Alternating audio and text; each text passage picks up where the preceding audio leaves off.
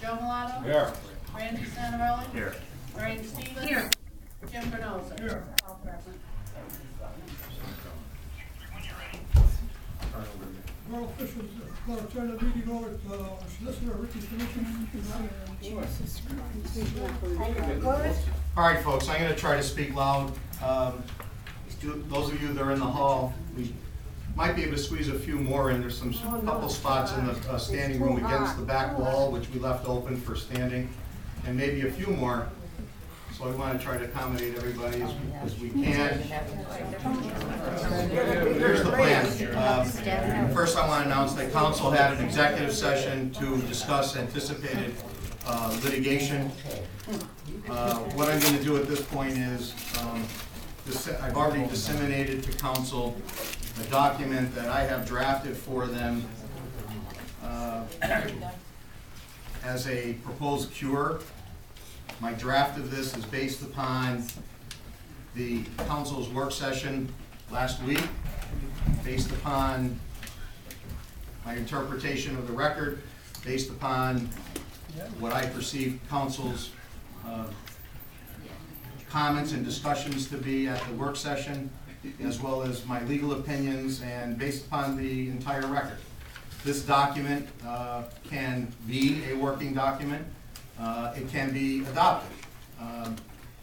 So that's going to be up to them. What we are going to do tonight, I would, if they desire, I am going to advise them that they are allowed under the municipality's planning code to adopt a cure. Tonight's meeting has been advertised for that purpose. Prior to that occurring, if that's to occur, I will recommend to them that public comment be heard. It is my opinion, and I'm pretty confident about it, that it's not required under the law, under the MPC, because public comment has already been had in connection with the curative amendment process. It's already been done. It was done at the hearing. This is an ongoing process. It's not a separate process from the hearings that we held, and it's my belief under the relevant provisions of the MPC that it's not required. Notwithstanding, I'm recommending to council tonight that they entertain comment. I would recommend, however, that the proposed comment be limited to residents and taxpayers of the borough only, which is all the public, the open meeting law, sunshine law requires, so it's within their rights to do that. That only one person speak one time, that any comments be limited to 3 minutes, which is still deemed a reasonable amount of time under the law.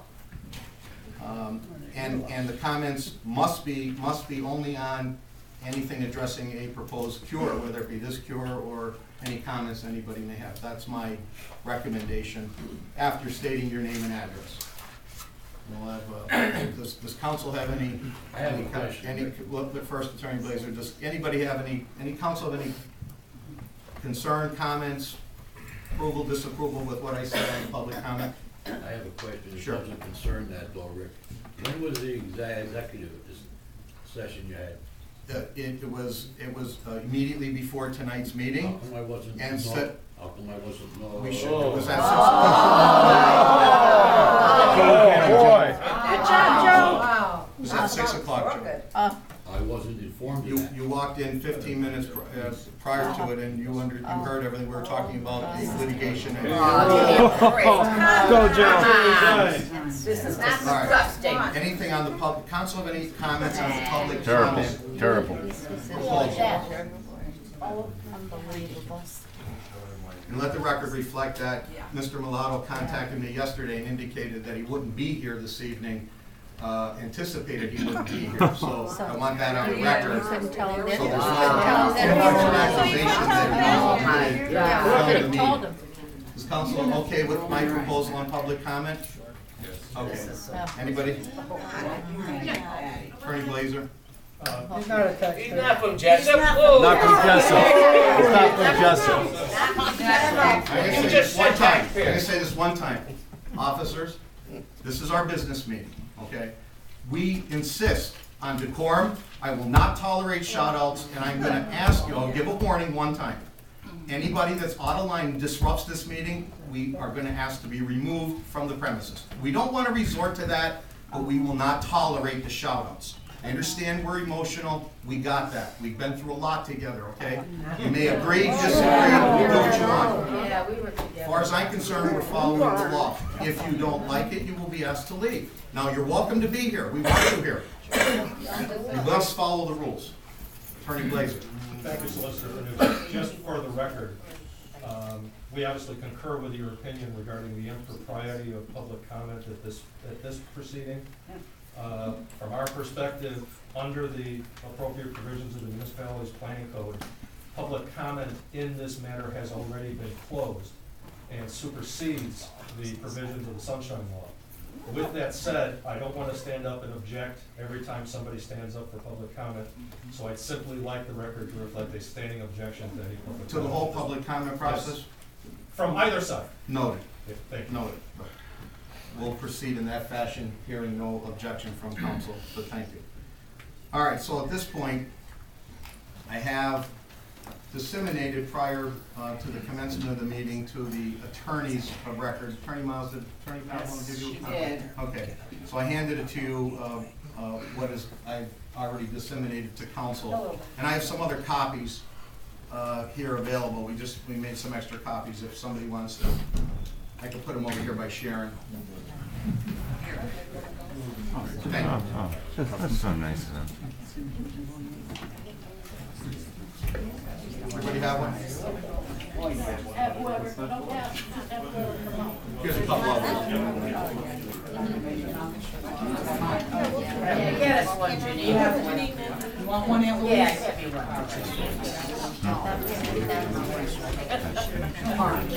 Oh, thank you, thank you. Okay, we all got one. Oh, here, there you go. Here you go.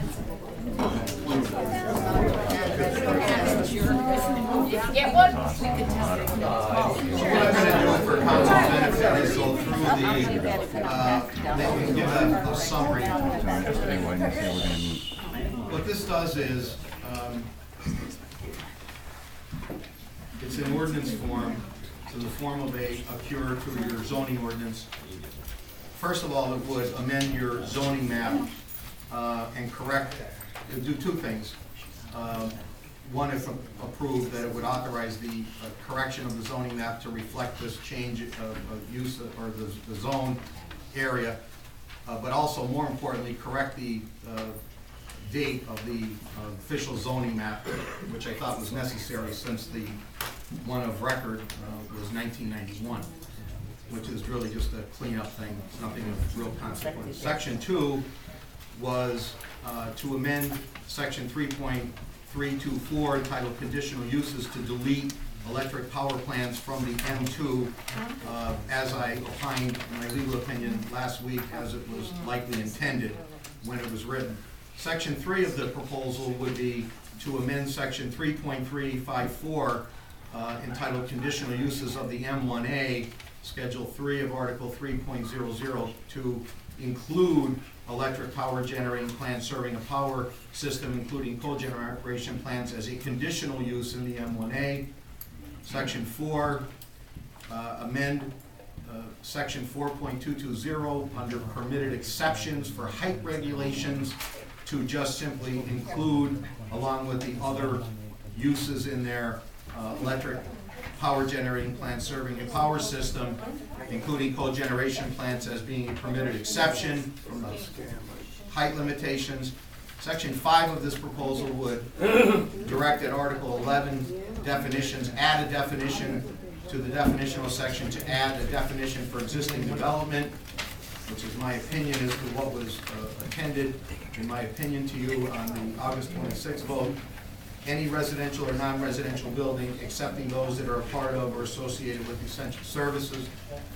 Section 6, Section 4.810, uses to be enclosed, would be amended to indicate that, and just to add electric power generating plants in the list of other uses that would not be required to be enclosed. I also added language and such other uses which are not customarily enclosed, just for further clarification. Section 7 would be to create a new section 5.976, and that's under other uses requiring special regulation, to add a special provision for, specifically as we do for other uses in the borough, electric power generating plants serving a power system. Two things.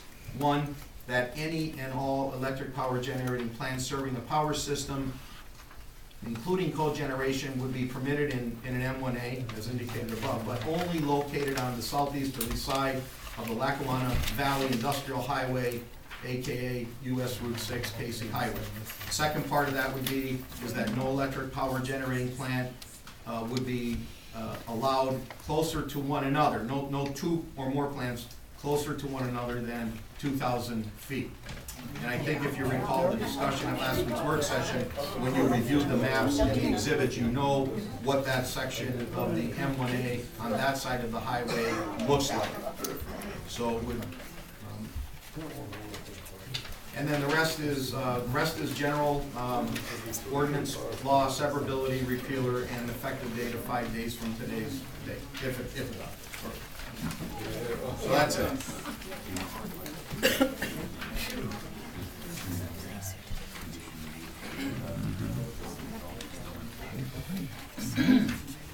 Okay.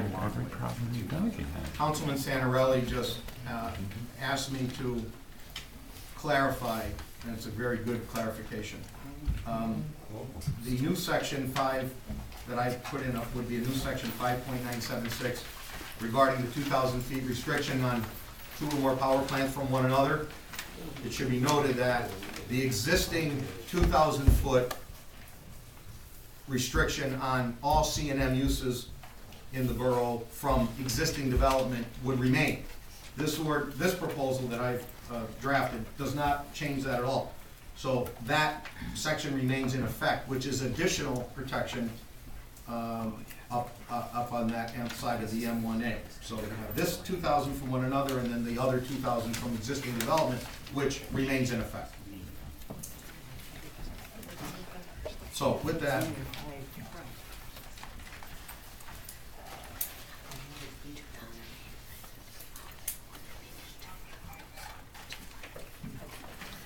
I don't, unless council asks questions of me, I can answer. I don't intend to reiterate my comments from last week. It's up to you. You have this before you. You have all the exhibits. I know that some of you, maybe all of you, I didn't talk to all of you, but maybe you had the opportunity, well, prior to August 26th, certainly, and I know you have, but since August 26th, to review all of these exhibits and the record and everything else. So it's your pleasure on how you want to proceed. You can discuss further. You can go right to public comment. It's whatever you want to do. Consensus? Anybody feel differently? They don't need to discuss it anymore. So at this point we have, we'll allow public comment. If you're in the room and we can see you, if you wouldn't mind, just stand, make it easy. Just make sure you speak loudly so the court reporter can hear you. Please state your name and address. And remember, 3 minutes and comments limited to secure only. Okay? Jason? Okay, Jason Petrotsko, 117 Center Street. Rick, I find it very hard to understand one thing that you're doing. you are giving a lot of credit to things that they didn't say in the zoning. You interpreted, they didn't say residential for the setback, so they must not have meant it. But then in the next breath, you say, well, they did say electric power generation plants in the M2. They couldn't have meant that. So, in essence, you're giving more weight to something they didn't say than to something they did say. I'm not a lawyer, but I know how to read. And that's not usually how you interpret the written word. Usually you interpret the written word as what it says. Okay? So I think that they clearly meant for the power plants to be in the M2 zone. And I think that's because they were actually smart. Because they knew that by putting them in the M2 zone, they could limit the size of what we would get in Jessup. Okay? Randy, you asked a lot of questions last time that were really on point about what would happen if you cured the M2 and you understood the 12 acres. There'd be 12 acres there, again, based on Invenergy zone interpretation of what the zoning ordinance was at the start. With 12 acres, you're going to be 33% closer to town than the 3,000 feet they'd be on the other side. 33% closer to residents. But you're going to be, at minimum, 75% smaller than what's going to be on the other side. Who wouldn't feel more comfortable with something 75% smaller that's only 33% closer? Okay? That's right. Okay. Furthermore, you're going to mitigate the size of this thing. That's going to mitigate how much pollution it's going to create. It's going to be at least 75% less in pollution because it's going to be at most about a 400 megawatt plant over there. Okay? And again, and we've hit on this many times, it's also going to be in a zone that's going to generate taxes. If as a board, you're thinking like business people, and you're running Jessup as a business, I would love all of you, or any of you, to tell me why it's more logical to zone for a larger, potentially more damaging thing that provides us less as a business. We found the evidence that shows a smaller plant, potentially connected to a technology center, will provide us the same, if not more jobs. Okay? And it's going to generate us tax revenue. How does more jobs and actual tax revenue not make more sense for us as a business? Right. Right. Okay? So if anyone could, at any time before you vote tonight, give us some logical rationale why you would change the M1A zone to allow for something more harmful and larger that's going to give us less. When you have the opportunity to cure the M2, bring us into the 12 acres, limit the size of what we're going to get, and maximize the potential benefits from it. Thank you.